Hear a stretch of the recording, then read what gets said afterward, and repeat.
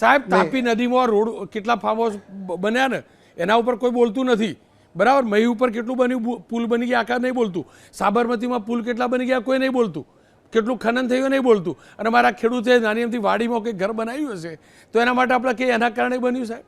વાહ ભાઈ વાહ. અને હું એટલે પ્રેરિત થયો, મેં કોઈ બીજી ચેનલમાં જોયું એટલે પ્રેરિત થયો પરબત કાકાનું ઇન્ટરવ્યુ કરું. રોનકભાઈ, એક વાત છે કે આખી એ વાતમાં કોઈ એક કારણથી કોઈ મકાન, નાના મકાનથી રોકાતું નથી, પણ એમણે જે વાત કરી કે મારા ગામમાં એક પાણીનો રસ્તો છે, એમાં બે લોકોએ એ રસ્તા ઉપર જ દબાણ કર્યું અથવા પાડો બાંધ્યો એટલે આખું ગામ ડૂબમક્યું. આવી ઘટનાઓ અનેક જગ્યાએ બની છે. પાણીનો રસ્તો જવા માટેની 50 ફૂટ 100 ફૂટ કે 150 ફૂટનો રસ્તો હશે અને એ રસ્તામાં કોઈએ મકાન બનાવ્યું હોય, કોઈએ વાડી કરી હોય, એના કરતાં ખેતીની પદ્ધતિ આપ પણ જાણો છો, આપ ખેડૂત પુત્ર છો, તો આખા ગામમાં જુદા જુદા લેવલ હોય છે અને એક ખેતરમાં એક ખેડૂતમાંથી બીજા ખેતરમાં, બીજા ખેડૂતમાંથી ત્રીજામાંથી ચોથામાં એનાથી ગામ બહાર પાણી નીકળતું હોય છે.